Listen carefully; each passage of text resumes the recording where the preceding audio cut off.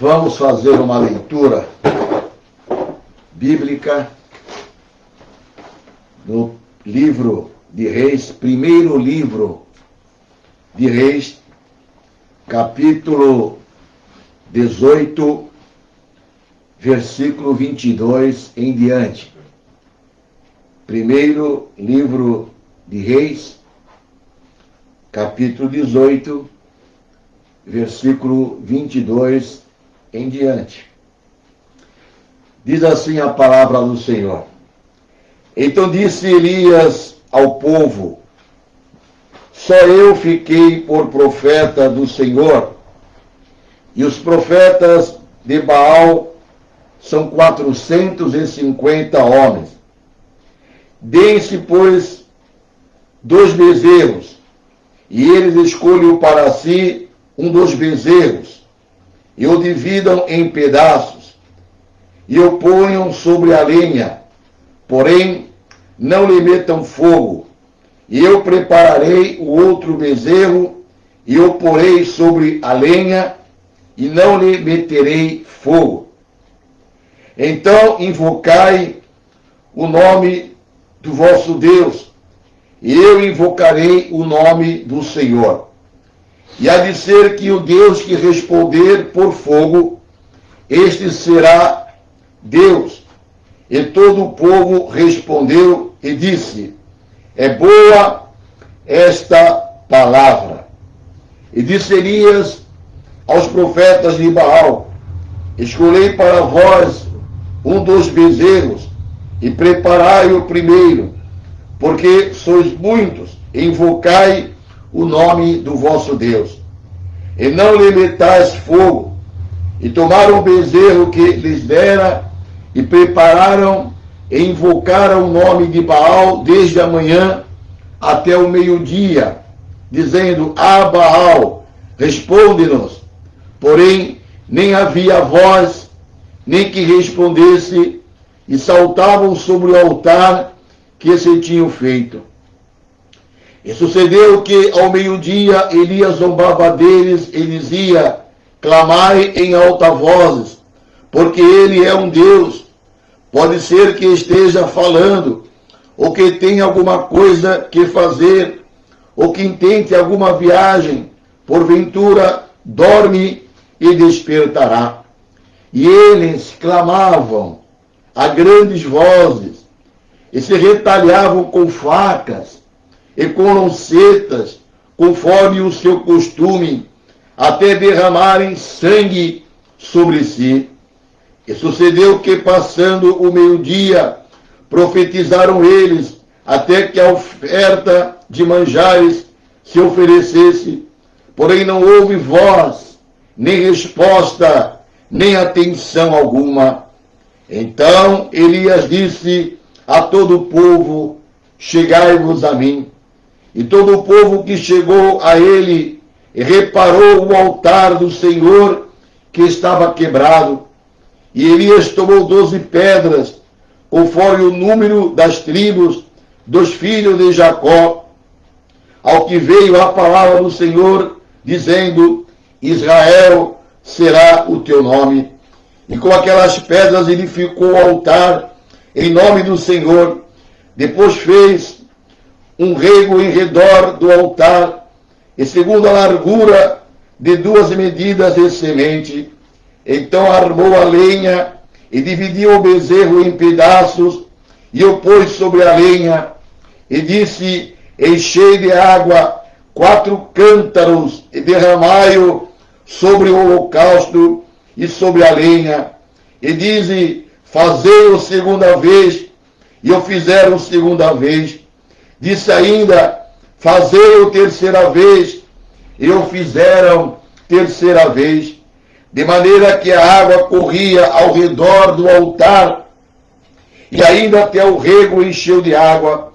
Sucedeu, pois, que, oferecendo-se oferta de manjares, o profeta Elias se chegou e disse: ó Senhor, Deus de Abraão, de Isaque e de Israel, manifesta-se hoje que tu és Deus em Israel, e que eu sou teu servo, e conforme a tua palavra fiz todas estas coisas. E responde-me, Senhor, responde-me, para que este povo conheça que tu, Senhor, és Deus, e que tu fizeste tornar seu coração para trás. Então caiu fogo do Senhor, e consumiu o holocausto, e a lenha, e as pedras, e o fogo, e ainda lambeu a água que estava no rego.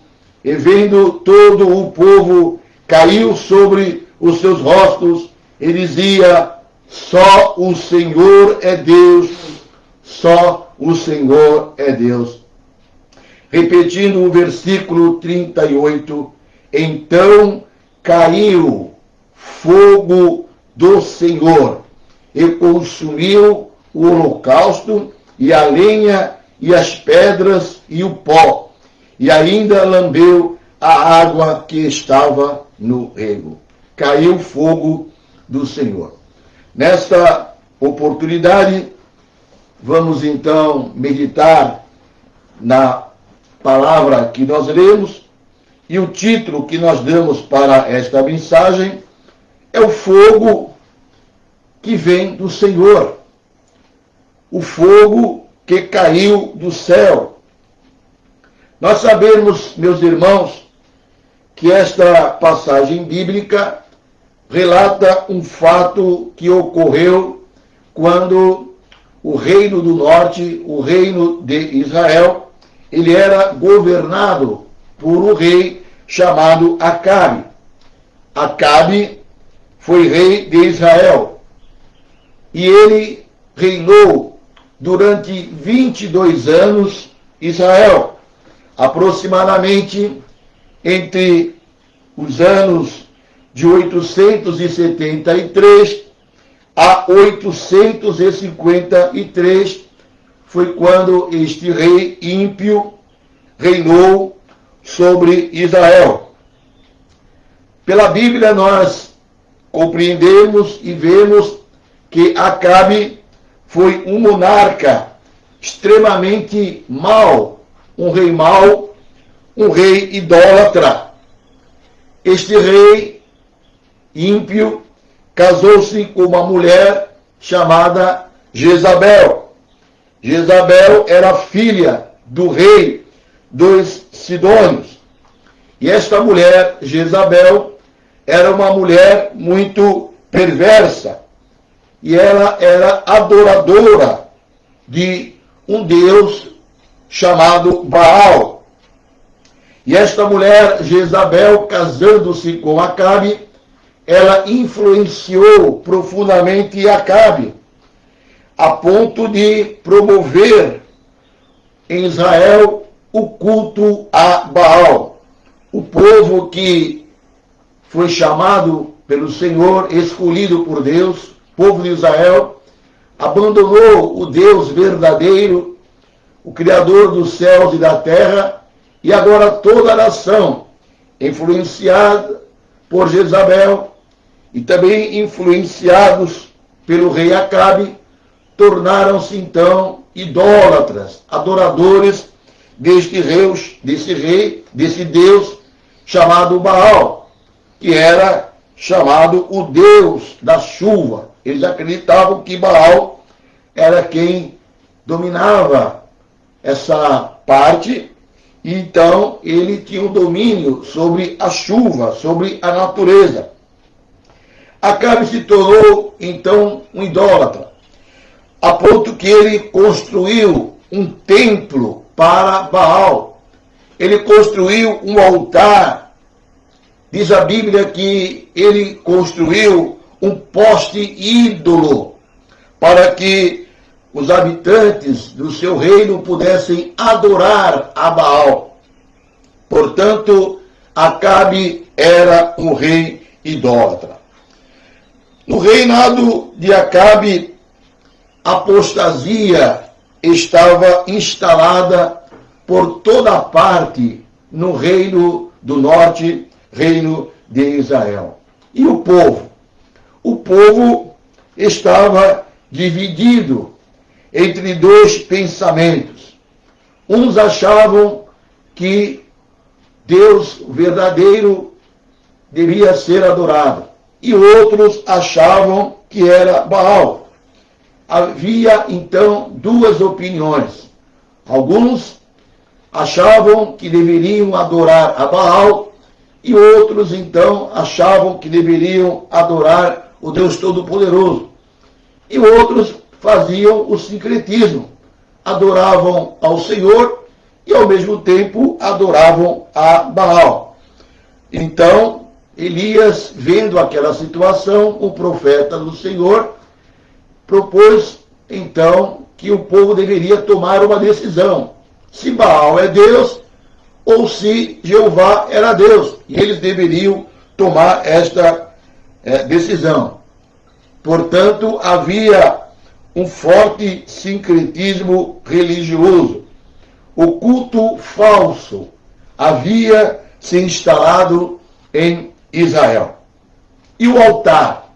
O altar do Senhor, o altar que fora construído pelos antepassados, o altar que foi construído para ser um local de oferta, de sacrifícios, de holocaustos, o altar tinha sido negligenciado. E hoje em dia também, meus irmãos, nós observamos a mesma coisa. Altar negligenciado. Sincretismo religioso dentro das igrejas. Igrejas que estão abandonando a mensagem do Evangelho, partindo para o sincretismo, superstições, feitiçarias, enganos. E esses pastores estão nos púlpitos, que alguns chamam de altar. E este púlpito tem sido negligenciado. Quantos púlpitos foram negligenciados? Quantos púlpitos foram abandonados? Como foi abandonado o altar na época de Acabe? Quantos púlpitos se tornaram em palcos? Já não são mais o símbolo da palavra. Altar negligenciado. E diante desta situação de sincretismo religioso, de idolatria, pessoas desviadas, professavam que adoravam a Deus, mas na verdade estavam longe de Deus, viviam divididos. Este homem chamado Elias, homem de Deus, profeta Elias, ele lança então um desafio ao rei Acabe. Ele lança um desafio ao povo de Israel, povo rebelde. Vamos ver se realmente Baal é Deus. O Deus que responder com fogo no altar será Deus. E então, diante deles, estava o altar.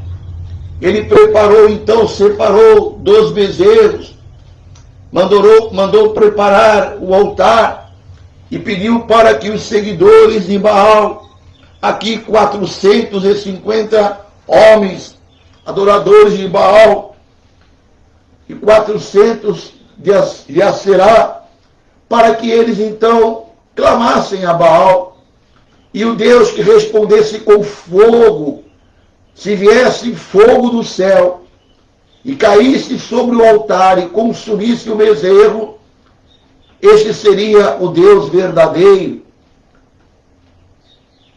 E isto então foi proposto por Elias. Diante deles estava o altar. Um altar sem fogo, um altar negligenciado. Meus irmãos, você que ouve esta palavra nesta manhã, um altar negligenciado é um altar sem fogo, altar sem unção, altar de palavras bonitas, eloquência, sabedoria humana, manipulação humana. Mas cadê o fogo? Quando o altar é negligenciado, não tem fogo. Lá no Monte Carmelo, os profetas de Baal, eles tentaram produzir fogo. Eles oraram, clamaram a Baal. Eles choravam, gritavam, faziam de tudo para que caísse fogo do céu. Cortavam os seus corpos, dançavam, pulavam, mas cadê o fogo?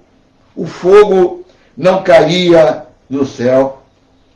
Você já parou para pensar, meu irmão, o que é um altar sem fogo? Para que serve um altar sem fogo?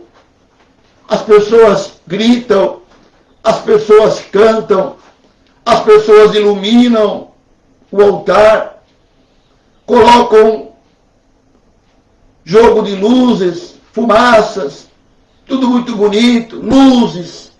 Mas cadê o fogo do altar? Gritam, falam, se emocionam, aumentam o tom de voz, vão para um lado, vão para o outro. Mas cadê o fogo? O fogo não cai. O altar é bonito, mas cadê o fogo? Sabe o que é um altar sem fogo, meus irmãos? O altar sem fogo é um altar litúrgico. O altar sem fogo é um altar mecânico. Altar sem fogo é um altar frio. Pode até ser bonito, mas cadê o fogo? Não há fogo do céu.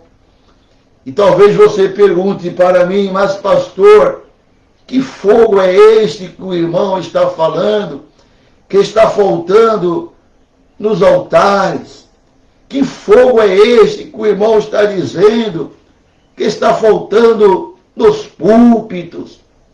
Que fogo é este que o pastor está falando que está faltando em muitas igrejas? Este fogo, meus irmãos, é o símbolo do Espírito Santo. Na Bíblia, o Espírito Santo, a terceira pessoa da Trindade, ele é apresentado com vários símbolos. E um dos símbolos do Espírito Santo é o fogo. Fogo é símbolo do Espírito Santo. O fogo, quando eu falo fogo no altar, eu estou me referindo a um avivamento. É um sinônimo de avivamento. Fogo é sinônimo de ardor espiritual.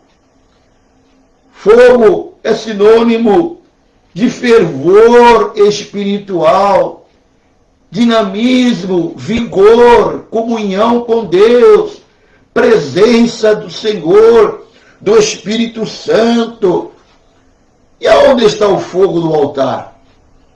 O que adianta um altar sem fogo? O que adianta uma igreja litúrgica?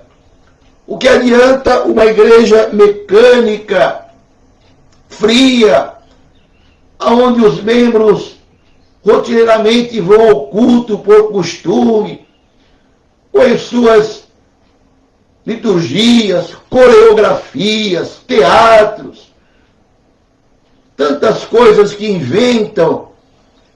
E o fogo? Não tem fogo no altar, não tem conversão, não tem vida transformada. O pecador, oprimido por Satanás, querendo uma libertação, cansado deste mundo pecaminoso, correm para dentro das igrejas à procura de uma libertação. E ele entra em muitas igrejas, vê sincretismo religioso, vê dança dentro da igreja. Que coisa mais ridícula, ridícula. É dança e coreografias dentro de uma igreja. O mundo não quer ver nada disso, meus irmãos. Lá fora tem muito disso. Ele quer chegar numa igreja, oprimido, entrar e ouvir uma mensagem poderosa do Evangelho. Ele não quer ter o seu coração massageado com louvores que não têm nenhuma base bíblica, louvores egocêntricos, não tem conteúdo, não tem mensagem, não toca o seu coração. Falta unção, falta o fogo, e ele volta para casa decepcionado, volta oprimido. Entre algumas igrejas só falam de oferta, manipulação, igrejas bonitas, catedrais bonitas, templos luxuosos, tudo organizado, som perfeito. E aí? E o fogo? Falta fogo no altar.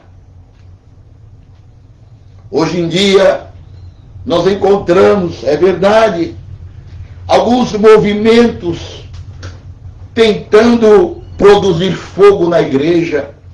Quem tem um pouco de experiência, quem conhece a palavra de Deus, observa quantos pregadores, falsos pregadores, manipuladores de auditórios, com as suas frases de efeito, sua entonação de voz, tentando convencer o povo que são espirituais, tentando produzir avivamento, gritam, se empolgam, mas você fica ali analisando e vê palavras sem unção, palavras colocadas, palavras de autoajuda, não falam da cruz de Cristo, não pregam a mensagem do arrependimento, mas parece que são avivados. Falsas profecias, falsas visões. Estou cheio do poder de Deus. Cair no chão, como se cair no chão. Olha que absurdo. Chegam a ponto de dizer, olha, a pessoa caiu no chão, está cheia do Espírito Santo. Chega a ser uma blasfêmia, uma coisa dessa. O Espírito Santo, dizem eles, jogando pessoas no chão, no chão sujo da igreja, ficam desacordadas, pura emoção, nada de espiritual. Tudo isto são pessoas tentando produzir fogo, manipulando o auditório, e muitos irmãos de camarote batendo palma, dizendo que mensagem, que poder de Deus, que homem abençoado, frio, não tem nada de Deus. Então, repetindo, hoje em dia, encontramos alguns movimentos tentando produzir fogo, produzir avivamento, e não conseguem. Sabe o que é o que nós estamos vendo hoje, meu irmão? Não é avivamento coisa nenhuma. O que é que nós estamos vendo hoje é aviltamento. Você sabe o que é aviltamento? É bem diferente de avivamento. Aviltamento é desvalorização. Aviltamento é baixeza, é ultraje. Todo esse movimento não tem valor nenhum diante de Deus. É manipulação humana. É como os profetas de Baal gritavam até o meio-dia, dizendo: Baal, responde-nos. Porém, nem havia voz, nem quem respondesse. Saltavam sobre o altar. É o que você vê hoje. Pulam coreografias, luzes sobre o altar. Clamar em alta voz, porque Ele é um Deus. Pode ser que esteja falando, ou que esteja alguma coisa que fazer. Será que Ele está dormindo? Eles clamavam a grandes vozes, se retalhavam com facas, com lancetas, até derramavam sangue sobre si. Quem olhava aquilo, olha que maravilha, dançavam, pulavam. E para muitos, aquilo ali era empolgante, emocionante, danças. Cada um inventa alguma coisa diferente, vamos fazer diferente. Olha, vai ser assim, vamos produzir, vamos mudar isso, vamos mudar aquilo. Aí você fica olhando e fala: cadê o conteúdo? Cadê a unção? Estão fazendo papel de quê? Pensa que o povo não está observando que falta fogo no altar? Então, meus irmãos, nós precisamos urgentemente, todos nós, eu, você, os pastores, os presbíteros, os evangelistas, os jovens, os adolescentes, nós precisamos realmente, é fogo que vem do alto. E esse fogo que vem do alto está na simplicidade. Veja o caso de Elias. Faça o que vocês quiserem aí, dança, pula. E ele arrumou o altar, ele orou. Poucas palavras aqui: responde-me, Senhor. Responde-me, Senhor, para que este povo conheça que tu, Senhor, és Deus. Responde-me, Senhor, para que tu fizeste tornar o seu coração para trás. Que oração curta. E de repente, meus irmãos, lá do céu, imagina, lá do céu, do trono do Senhor, já pensou? Quilômetros e quilômetros, quantos anos-luz, não sei. Aquele fogo veio instantaneamente, veio vindo do céu, fogo do altar do Senhor. Pum! Veio, consumiu o altar, consumiu o bezerro, consumiu a lenha, consumiu a água que estava na valeta. Um homem simples, sujeito às mesmas paixões do que nós, mas um homem sincero. Responde-me, Senhor, responde-me. E o fogo caiu. O que é que está faltando em nossas vidas? É a unção de Deus. Meus irmãos, precisamos do fogo que vem do alto.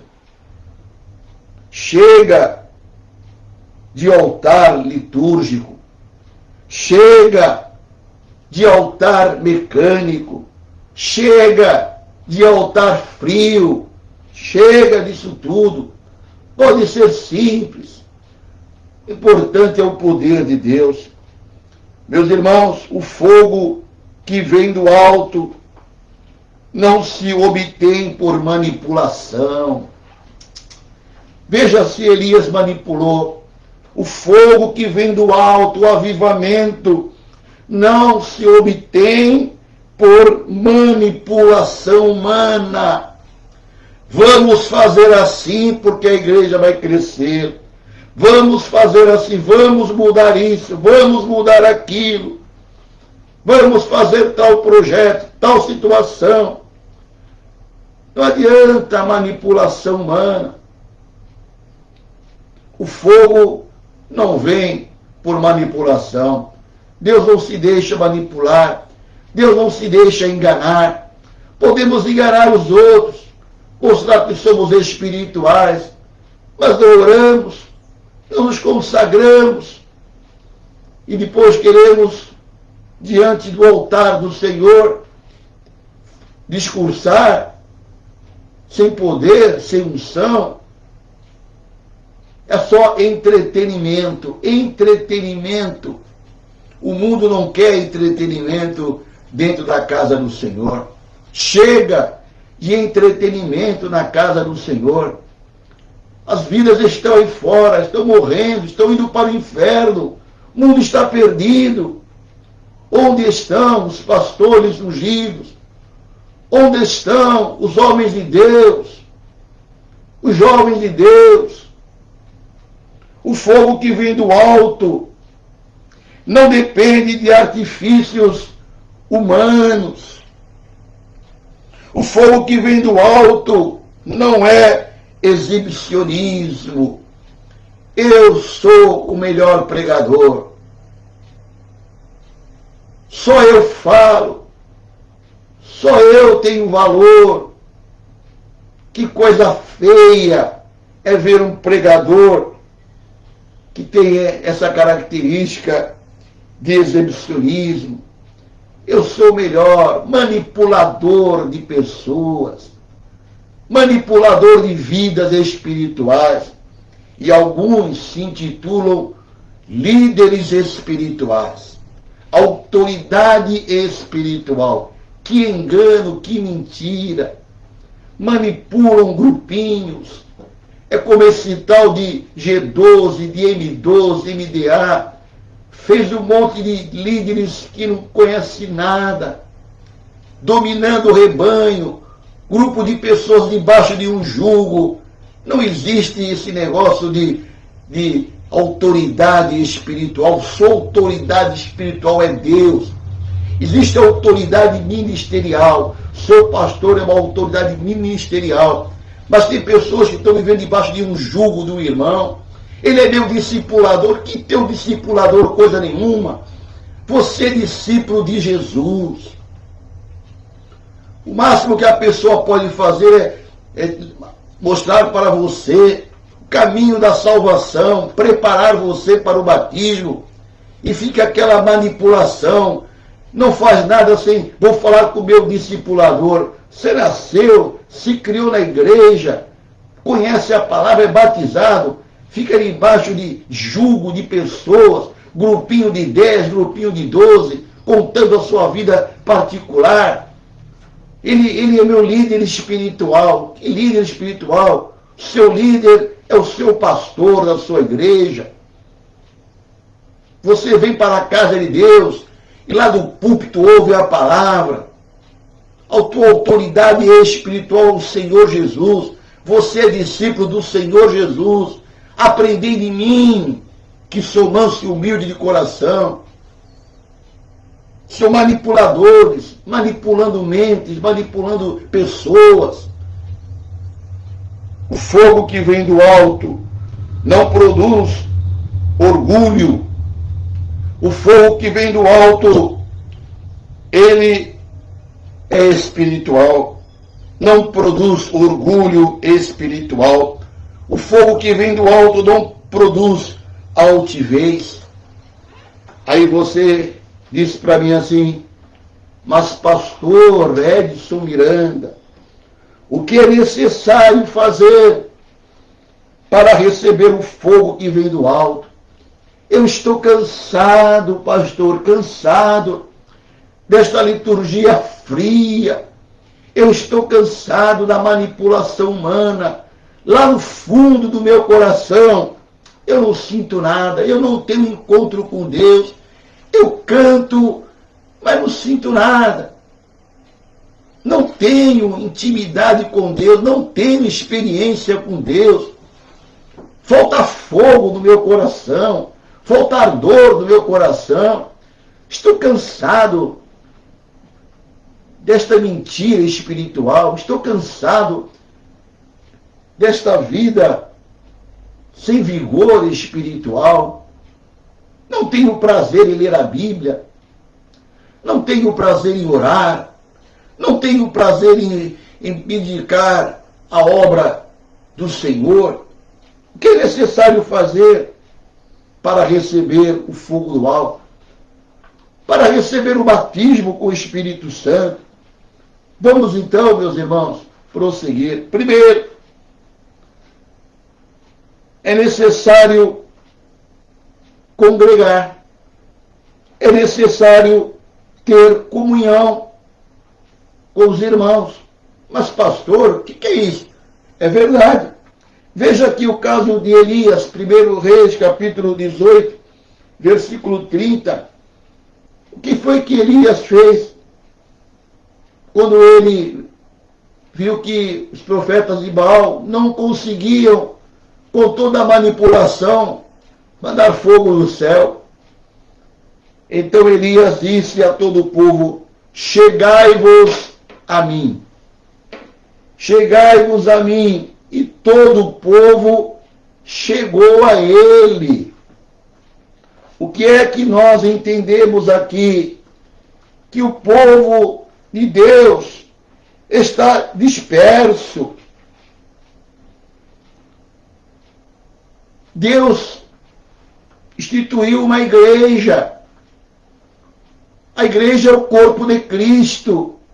E como igreja, se nós queremos o fogo no altar, poder de Deus dentro da igreja, a primeira coisa que tem que ter é união. Se não tiver união, não tem fogo dentro da igreja. Tem manipulação, tem fantasia, mas o fogo verdadeiro não tem. Tem grito, tem histeria, tem barulho, tem som, tem música, mas fogo não tem. Vida transformada não tem. Por quê? Falta a união. Chegai-vos a mim. Olha, vocês querem fogo no céu? Então vocês que estão dispersos, chegai-vos a mim. Vamos aqui nos congregar. E nós encontramos na Bíblia o valor, meus irmãos, de congregar. O valor da igreja estar unida, porque os dons espirituais são dados à igreja. Tem irmão que diz assim: eu tenho o dom de profecia, eu tenho o dom de discernimento de espírito. Os dons foram dados à igreja. E se houver necessidade de Deus falar em profecia, Deus vai usar um membro da igreja. Mas os dons são dados para a igreja. Se houver necessidade de uma cura divina, Deus pode levantar alguém para ser usado. Ele é o instrumento, mas os dons foram dados para a igreja, para o corpo de Cristo. Lá em Atos capítulo 2, versículo 1 e 2, desceu fogo do céu, lá no dia de Pentecostes, desceu. Eles estavam congregados, estavam. Cumprindo-se o dia de Pentecostes, estavam todos reunidos no mesmo lugar. E de repente veio do céu um som como de um fogo veemente, impetuoso, e encheu toda a casa em que estavam assentados. E foram vistas por eles línguas repartidas como que de fogo, fogo do céu, poder do Espírito Santo, os quais pousaram sobre cada um deles. Eles estavam que aqui no Senado, reunidos no mesmo lugar. Não estavam divididos em células, como dizem por aí. Jesus não veio formar células, veio formar igreja. A igreja, Paulo dizia, a igreja que está em Corinto, a igreja que está na Galácia, a igreja que está em Éfeso, em Filipos, igreja de Laodiceia, de Sardes, Filadélfia. Então, meus irmãos, é preciso congregar para que o fogo possa cair. Atos 2 e 44. E todos os que criam estavam juntos e tinham tudo em comum. Vendiam suas propriedades, fazendas, repartiam com todos, segundo cada um tinha necessidade, e perseverando unânimes todos os dias no templo, repartindo o pão em casa, comiam juntos com alegria e singeleza de coração. Eles estavam onde todos os dias? No templo, na casa de Deus, e louvando a Deus e caindo na graça de todo o povo, e todos os dias acrescentava o Senhor à igreja aqueles que se haviam de salvar. Igreja reunida, povo unido, busca poder de Deus. O que acontece? Deus opera. O que faz uma igreja crescer? É os nossos projetos, manual de crescimento. Temos aqui uma vasta biblioteca. Tem vários livros aqui que falam de crescimento de igreja. Mas como é que uma igreja cresce? Está aqui. Quando ela cai na graça de todo o povo. Quando o povo diz aquela igreja tem fogo.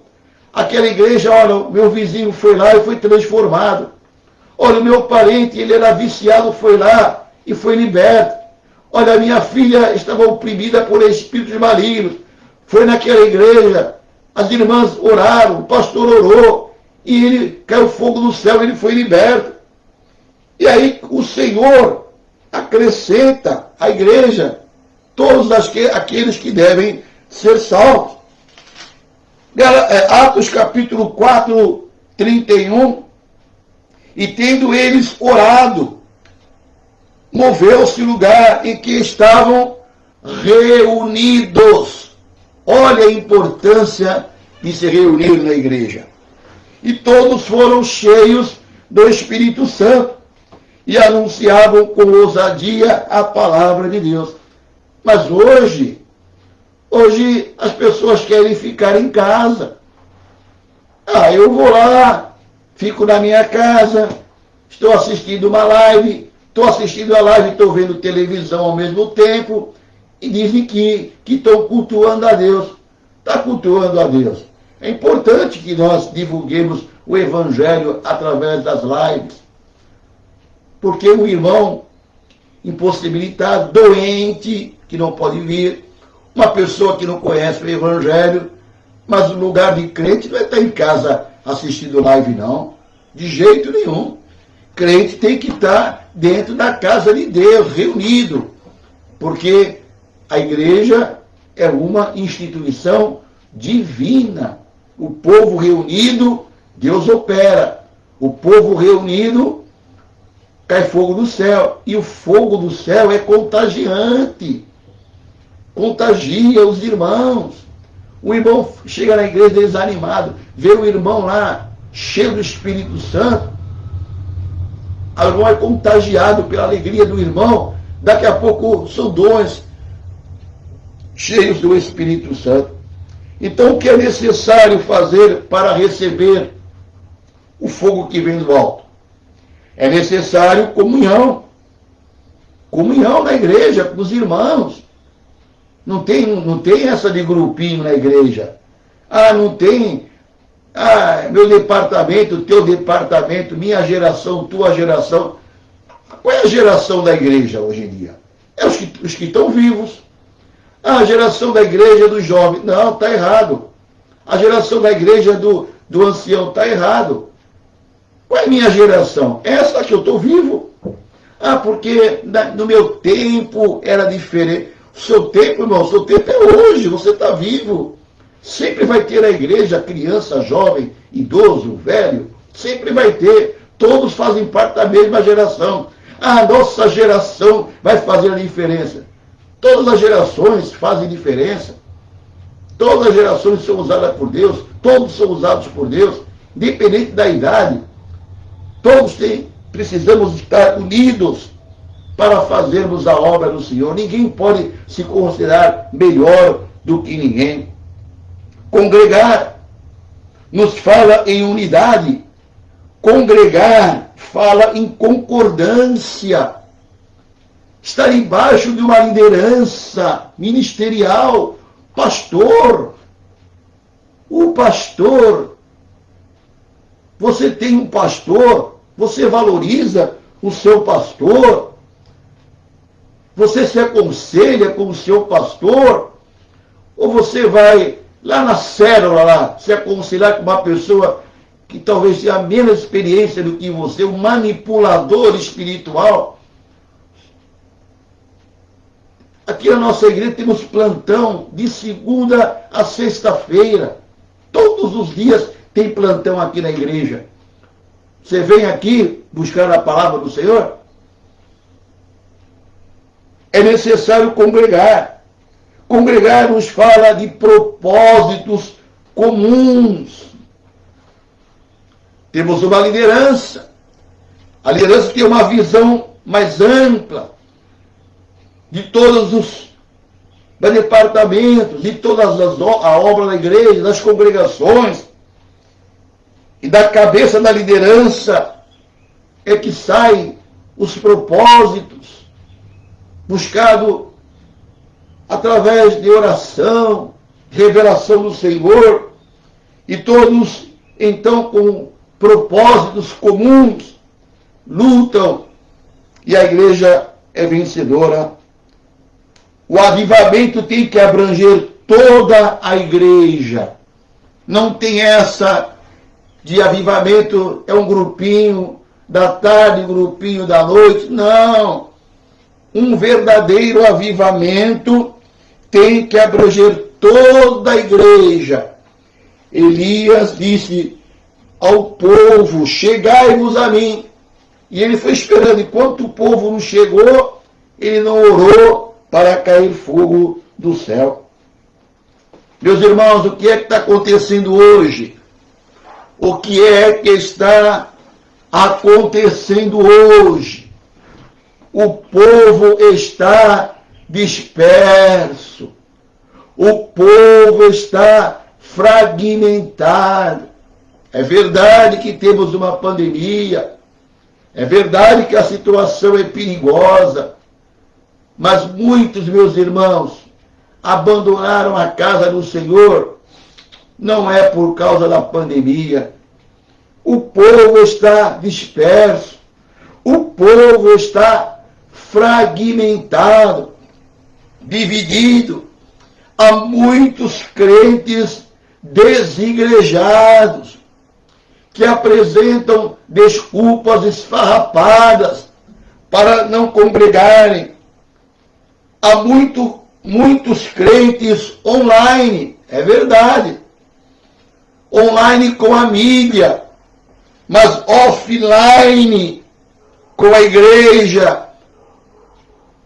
Online com a mídia, offline com o irmão.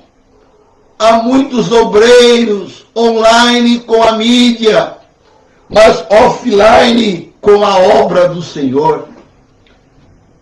Não se preocupam com a obra do Senhor, não se preocupam com a obra do Senhor, não clamam pela obra. Como é que você foi chamado por Deus? Foi consagrado com imposições de mãos. Diante da igreja se comprometeu a ser um pastor, um presbítero, um evangelista. Teu compromisso é com Deus. E numa situação dessa de pandemia, onde você está, meu irmão? Onde você está, meu irmão, pastor? Está lá, online e offline com a igreja. Não se preocupa com a obra do Senhor. Não se preocupa com a manutenção da obra. Com as finanças da casa do Senhor, tanto faz como tanto fez. Pastor ou presidente que se arrebente. Eles que fazem parte da administração, problema deles. Retendo os dízimos, retendo as ofertas. Muitos estão em casa um ano, quase um ano e meio sem comparecer na igreja. Não trazem mais seus dízimos, não trazem mais suas ofertas. Como é que está a igreja? Estão conseguindo pagar a luz, estão conseguindo arcar com as despesas da igreja, ser membro da igreja, ser pastor, você é presbítero, diácono, obreiro.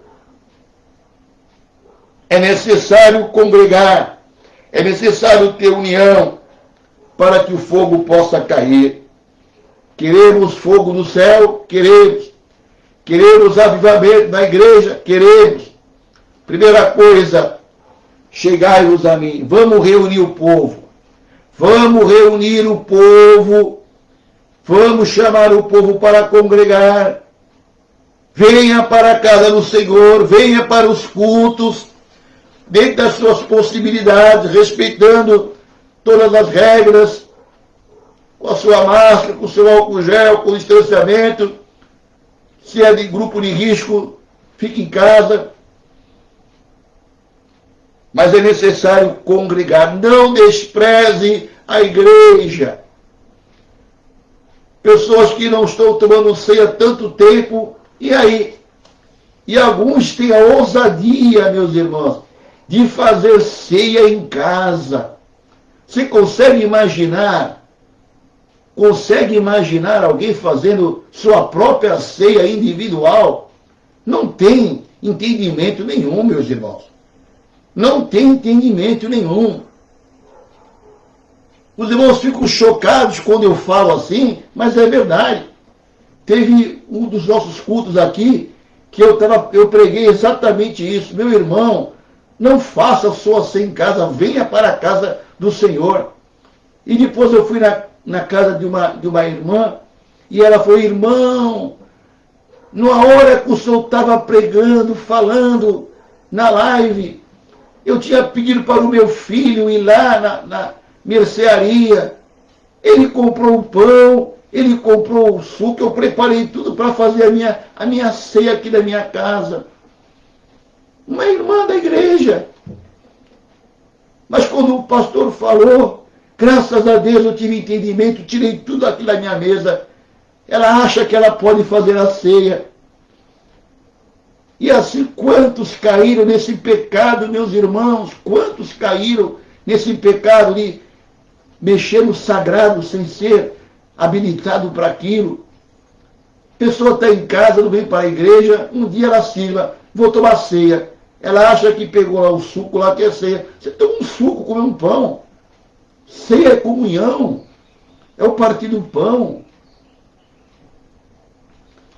Para que o fogo possa cair no céu, é necessário restaurar o altar. Sabe o que é restaurar? Consertar, reparar. 1 Reis, capítulo 18, versículo 30. Então disse Elias ao povo: chegai-vos a mim. Primeiro, vamos congregar. Sem congregar não dá. Disperso não dá. Todo o povo se chegou a ele.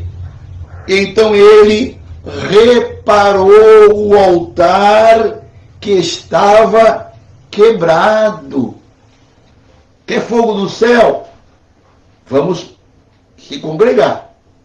Quer fogo do céu? Espera aí. Precisamos reparar o altar. Se o altar não tiver reparado, não vai ter fogo do céu, não. Restaurar o que está em ruína.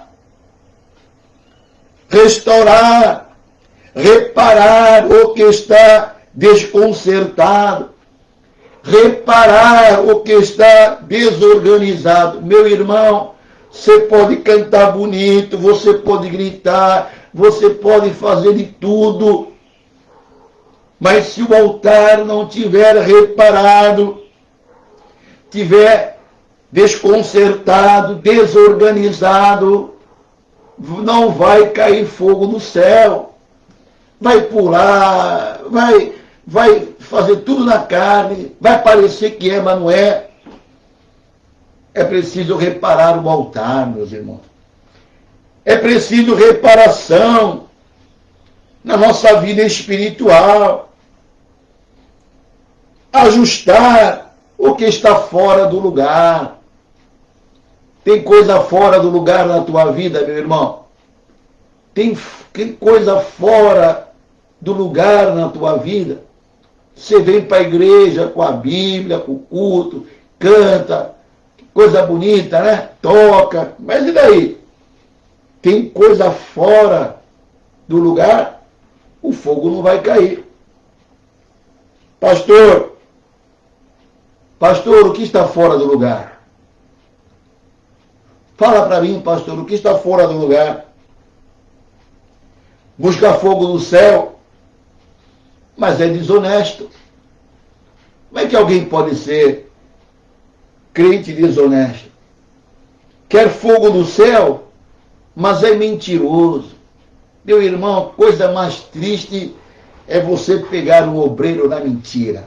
Eu fico decepcionado. E eu já peguei obreiro na mentira. O que adianta, irmão? Quando ele vai pregar, eu nem escuto mais.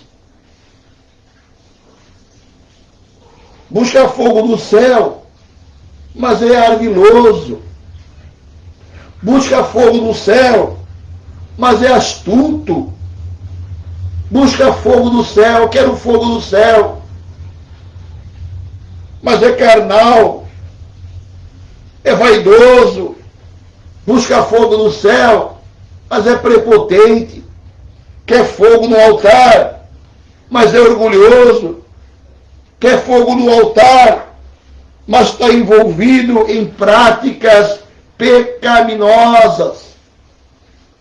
E depois quer mexer com coisas sagradas. Quer fogo no altar, mas é maldoso. Então, queremos fogo no altar, queremos o fogo do céu, queremos o fogo que cai do céu, não queremos pessoas caídas no chão, queremos o fogo que cai do céu. É preciso restaurar o altar. Restaurar o altar envolve convicção de pecado. Se você não se convencer que está errado, não adianta nada. Mas o que é que nós ouvimos hoje? Qual é o problema? A pessoa está vivendo no erro. Não tem respeito à casa do Senhor. Entra na casa do Senhor, qualquer lugar. Qual o problema? Eu não posso servir a Deus assim? Vocês estão errados. Não tem convicção de erro. Não tem convicção de santidade. Não tem convicção de que as coisas sagradas são diferentes. Não pode ser assim. Falta de temor de Deus é evidência de que não tem fogo no céu. Porque quem tem o fogo do céu no seu coração, ele tem temor na casa de Deus, ele entra com temor na casa de Deus. Ele entra com temor, respeito à casa de Deus, onde Deus se manifesta. Ele tem receio de tudo. Ele é cauteloso, porque o Espírito Santo toca no coração. Não há necessidade disso. Para que isso, irmão? Para que essa afronta? Tem que ter convicção. Olha, eu não estou bem, não. Tem que ter arrependimento para restaurar o altar.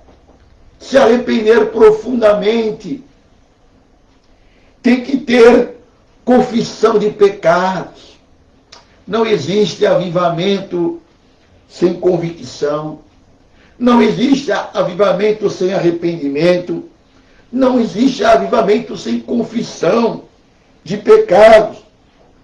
E abandonar o pecado. O avivamento começa individualmente em cada coração. A pessoa faz uma análise da sua vida. Eu não estou bem com Deus, não. O que adianta viver como eu estou vivendo? Ele é convencido, o Espírito Santo vai trabalhando. a palavra é pregada, vai trabalhando, e ele fala, não estou legal não tem necessidade de eu agir dessa maneira. E ajuda, Senhor, e ajuda a ser uma pessoa diferente. Então, o altar tem que ser restaurado. Para que o fogo possa cair, é necessário ratificar, confirmar, pactuar, renovar as alianças com o Senhor. Veja aqui, versículo 31. Elias, então, primeiro ele congregou o povo, reparou o altar, e agora? Vai cair fogo agora? Não, peraí. Elias tomou 12 pedras, conforme o número dos filhos de Jacó, ao qual veio a palavra do Senhor, dizendo, Israel será o teu nome. Quando Jacó, Deus mudou o nome de Jacó. E com aquelas pedras edificou o altar em nome do Senhor. E então o que ele fez? Quando ele pegou aquelas 12 pedras, meus irmãos, representando as 12 tribos de Israel, ele estava ali ratificando, fazendo uma renovação de aliança. Por quê? Porque nós sabemos que o reino estava dividido. O reino de Israel do norte tinha quebrado a aliança com o reino de Judá. Os irmãos conhecem a história. Houve uma divisão. Quando Deus deu as 12 tribos, era um grupo só, o reino era unido. Mas após a morte de Salomão, o reino, as tribos do norte, se dividiram. Não foram mais para Jerusalém, no templo, para cultuar. Era um grupo de rebelde, era um grupo que tinha quebrado a aliança, eram 10 tribos rebeldes. E ele então falou, olha, vamos aqui fazer uma nova aliança. Deus é Deus de aliança. Deus fez uma aliança com as 12 tribos. Vamos então aqui ratificar, renovar a aliança. Então nós precisamos, meus irmãos, renovar as nossas alianças com o Senhor, ratificar os nossos votos. Deus é o Deus dos pactos, Deus é o Deus das alianças, Ele é Deus das promessas. Deus tem promessas para a tua vida. Você fez alianças com o Senhor. Ele não quebra a aliança que Ele fez com você. Para que o fogo caísse, Elias tomou 12 pedras como um símbolo da aliança do Senhor com Israel, com Jacó. A aliança com o Senhor jamais deve ser esquecida. Vou repetir, a aliança com o Senhor jamais deverá ser esquecida. Você se esqueceu das alianças que você fez com o Senhor? É necessário voltar urgentemente à aliança com o Senhor. Quantas alianças, quantas promessas você já fez, quantos pactos você já fez com o Senhor, mas quantas promessas esquecidas. Você está cumprindo a sua parte? Você fez promessas, alianças com o Senhor no dia da sua conversão? Você fez aliança com o Senhor no seu batismo? Você está lembrado quando você foi batizado? Você fez uma aliança diante de toda a congregação. diante da Trindade, foi batizado em nome do Pai, do Filho e do Espírito Santo, promete seguir o Senhor todos os dias da tua vida, prometo. Mas o que é seguir? É seguir mesmo. Você está seguindo o Senhor? Renova esta aliança. Uma outra aliança na obra do Senhor. Você foi um obreiro, você foi consagrado, você tem um ministério, abandona o seu ministério como se fosse qualquer cargo aí fora. E a sua aliança que você fez diante da igreja? Consagração não é brincadeira, não. Na hora que os pastores põem a mão ali na cabeça da pessoa, diante da igreja, é igreja. Diante da igreja, do corpo de Cristo, não pode ser quebrada essa aliança. Você prometeu fazer a obra de Deus, prometeu se dedicar à obra, prometeu, diante da igreja, a estudar a palavra para dar uma mensagem substanciosa. Aí você não lê a Bíblia, não estuda, não tem compromisso com a obra, não quer mais pregar, abandonou a pregação do Evangelho. Então, para que o fogo possa cair, é necessário ratificar, pactuar, renovar as alianças com o Senhor. Para que o fogo possa cair do céu, é necessário sacrificar. Veja aqui o 33. Então armou a lenha. Aí o que Elias fez? Dividiu o bezerro em pedaços e pôs sobre a lenha. Ele sacrificou o bezerro, ele dividiu o bezerro, o novilho no meio, ou seja, é necessário sacrificar, separar o que é santo do que é profano. Há um simbolismo grande nisso, quando ele pegou e dividiu o novilho. Sacrificar significa perder algo precioso. Ele perdeu o bezerro inocente. Um bezerro foi sacrificado, foi tirado do rebanho, houve uma perda. Ele perdeu o bezerro, mas ele sabia que tinha que sacrificar. Ele dividiu o novilho no meio. Significa perder algo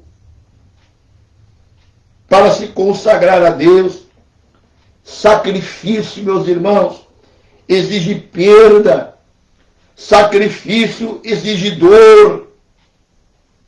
Sacrifício exige lágrimas, sangue. Mas não é sacrificar para receber bênçãos do Senhor materiais. O que é que nós precisamos sacrificar? Qual é o novilho que você tem que hoje sacrificar? Qual é o novilho que você hoje tem que partir no meio e separar? Isso aqui é santo, isso não é, vai para o outro lado. Precisamos sacrificar nossos conceitos. Os nossos conceitos, muitas vezes, não estão baseados na Bíblia. Nós criamos os nossos conceitos. Isso para mim é certo, isso para mim é errado. Vai contra a história da igreja, vai contra tudo, mas é meu conceito. Não importa se está tudo dando errado, está arruinado, está todo mundo criticando, é meu conceito. Eu penso assim, mas você não pode pensar assim, meu irmão. Minha irmã, não é assim que funciona. Mas e qual o problema? Mas você tem que sacrificar o teu conceito na obra do Senhor. Não pode ser desse jeito. Você faz parte de um grupo. Vamos sacrificar os nossos conceitos, nossas convicções. Eu acho que tem que ser assim. E fica batendo. Tem que ser assim. Tem que sacrificar nossas opiniões, o velho homem, a velha carne, o velho estilo de vida que não condiz para um cristão, maneira de se vestir, maneira de se comportar, maneira de falar. Você é luz, você não é trevas. É preciso sacrificar desejos pecaminosos, vícios pecaminosos, tendências pecaminosas. Sacrificar exige perda. Quando você entrar por esse caminho, você vai ver que a gente perde para ganhar. Você se rende a Deus. Você está disposto a sacrificar tuas opiniões, teus conceitos para o bem da obra do Senhor. Você é capaz de hoje passar a faca sobre o novilho para o bem da obra do Senhor. E você vai ver, meu irmão, como Deus vai te levantar. Você vai ver o fogo cair, o fluir do Espírito Santo na sua vida. Mas o verdadeiro fluir do Espírito Santo não é apenas falar, o Espírito Santo está fluindo no meu coração. Ele está fluindo coisa nenhuma. E por fim, se queremos que o fogo caia do céu, é necessário orar. É necessário clamar. Foi o que nós encontramos aqui no versículo 36. Elias disse: ó Senhor Deus de Abraão, de Isaque e de Israel, manifesta-se hoje que tu és um Deus em Israel, e que eu sou teu servo, e que conforme a tua palavra fiz estas coisas.